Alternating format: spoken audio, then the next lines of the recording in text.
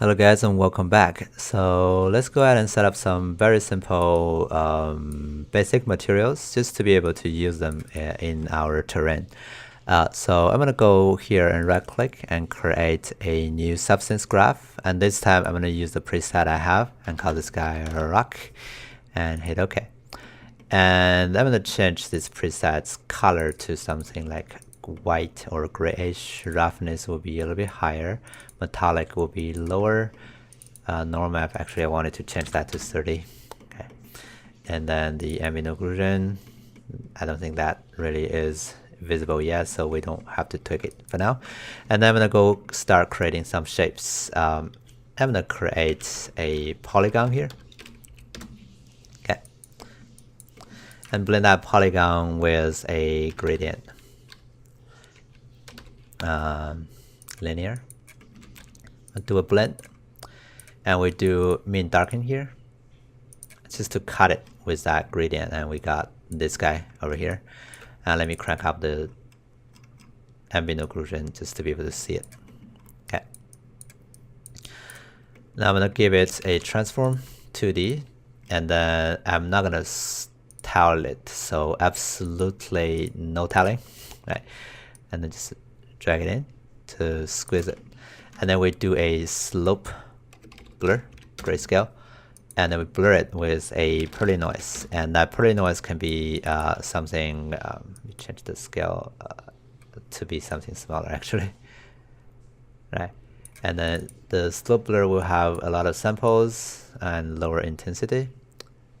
So basically we're twisting this guy a little bit. Now here I don't want it to cut it all the way to the bottom, so here what I can do is go for a can do a level here, and then we can tell this guy to not go up that much, so this guy goes up, right? So it's not tilting down that much. It's cutting it, but not cutting it that much, right? Cutting just a little bit. Okay. And then I'm gonna do another blend.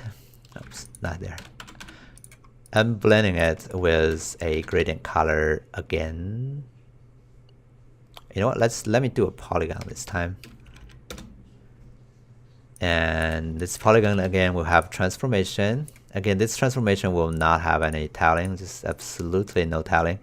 And the blend will be a multiplication, and that goes to the final result here. I can then use this guy to fine tune the shape of this square, of this rock, by shrinking it in.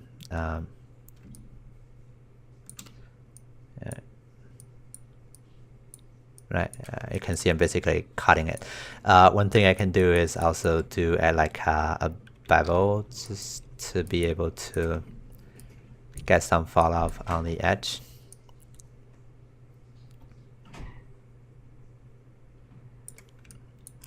Okay, and then we can further cut this with a bunch of other gradient.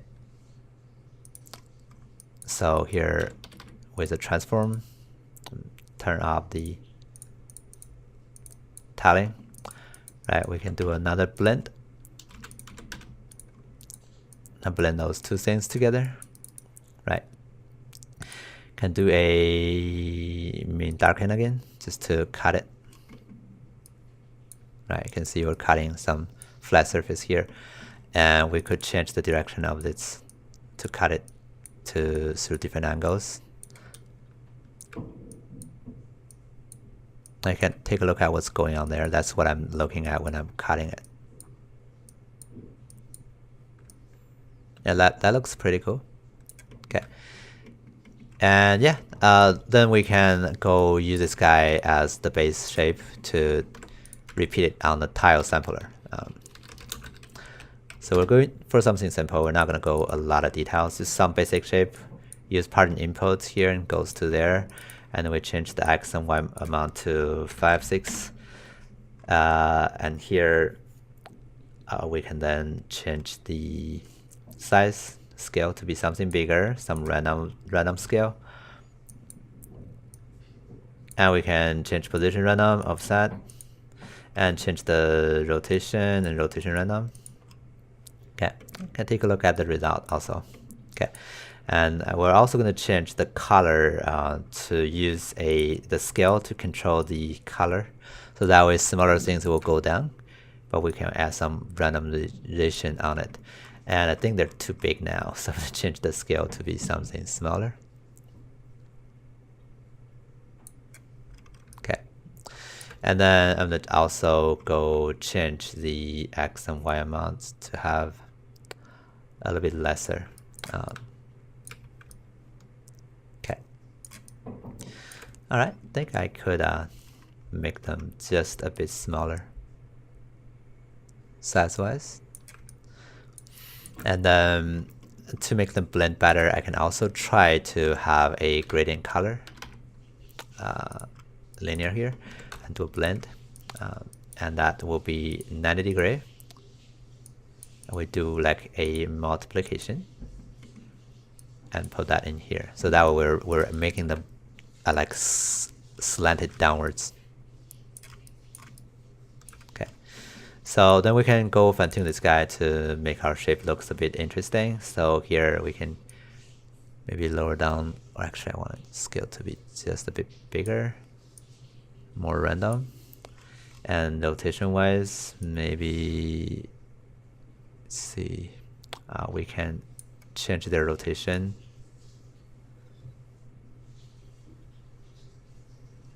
to find a proper combination of the rocks.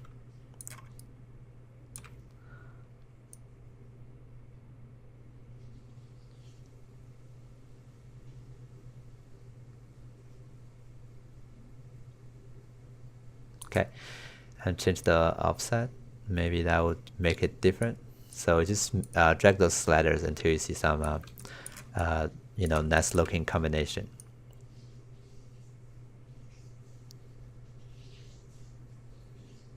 I think I quite like this result. Okay, let me drag things away. And here maybe have a little more color random and see what that does. Not a lot of help actually. So maybe just a little bit and see if that helps. Actually, I kind of want it to be higher. Okay, if I want to fill in that gap, I could do like a little transform, and then I can do like a height blend. I'm gonna connect that to the top and that to the bottom. The results goes to our final results, and then we can use transformation here, this guy, to move my shape over here to fill in that gap. We can make our geometry smaller on this guy. Okay. Actually, I kind of wanted to do like a safe transform to do that. And then we go to the settings here, right? And we can tile it to tile twice. That's easier, right? We can then offset it. And in the height blend, then we can change which one is on top. We can lower those things down on the bottom. Okay. And then, yeah, I want to make this guy a little bit higher. So I'm gonna do a auto level to make this guy to have a bigger range. Okay. And that way those guys will be very easy to be put on the bottom of there. Or I can swap those two things maybe. Right, I can then change where they are.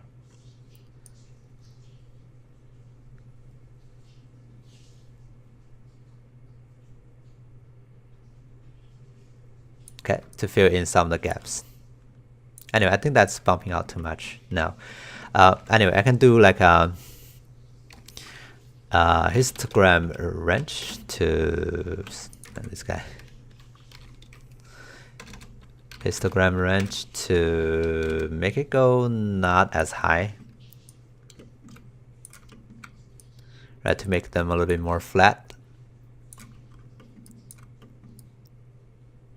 Okay. Let's see. I think we can also, let's do this. Actually, we're not gonna spend a lot of time doing the shapes. So here, one more thing I can do is create a cell. And for the cells, I'm gonna do a invert grayscale. And we're gonna change the scale of the cell to be something smaller. And then we do a blend. And this time we do min darken. Okay, and connect that to the final result. We got this, but we just need to go lower down the opacity. You can see what that does is basically adding extra smaller lines, right, to cut things down just a little bit to add a few more variations. Now, before we do that, we can also do like a directional warp on the cell before we pass this as the foreground. And directional blur warp will be then warped with this guy. I'm gonna warp it 40. Okay, so that it's gonna be changed to fit with the shape of our rocks a little bit better. Maybe even 80, and that goes to here. Actually goes to here. Okay, that's gonna make it cut better with our base shape to form to conform to make it flow with the shape, right? Okay, and I think I don't want it to be twisting too much over here, so I'm going to lower down the slope blur intensity, so that way my edges are sharper. Okay. All right. And then we can also, just to further break this up a little bit more, to add some maybe cracks, I'm gonna grab the same guy, do a transformation to the here. I'm gonna squeeze it, and then I'm gonna do like a directional warp with our base shape. And this time I'm gonna go this direction, go for like 100 or even 1,000. So too much, but yeah. And then we can use this guy to do a blend, and the blend, this guy, yeah, and these guys. Okay, and we can connect that to the final results. Okay, and I'm gonna change the operation here. This operation here, right? We can do like a multiply. So we're cutting our rocks with that. We can lower down the opacity. See what it does is basically cutting like really interesting jaggedy lines. Okay, that's something we can do to make it look just a bit more interesting. But we could also say, okay, I don't want it to cut it too much, like or everywhere. So here we can do a ambient occlusion from this guy,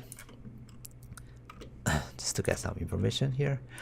And that AO will then have, let me crank the head depths to be something bigger, right?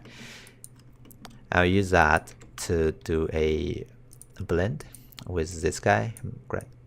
And we can use that to make that multiplication.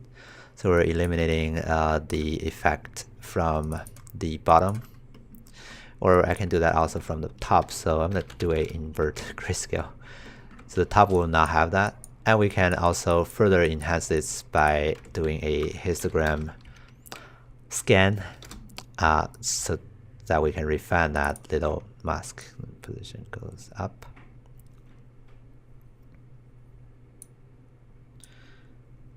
And we can crack that up, so the top doesn't have that, only the bottom of the rocks will have those little jaggedy edge.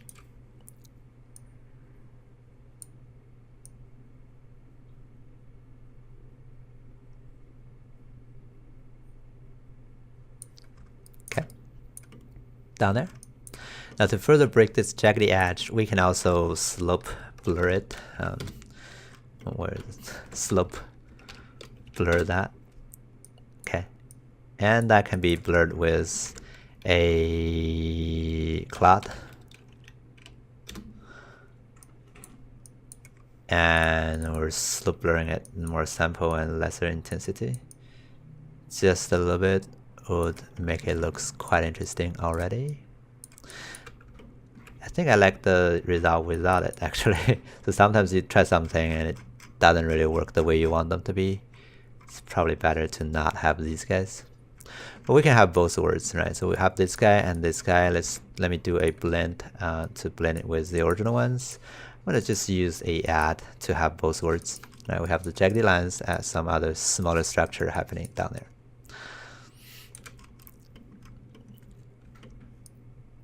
Okay. Let me see if it's tieable. I'm gonna go twice as low. Yeah, it's definitely tieable. Okay, so double that.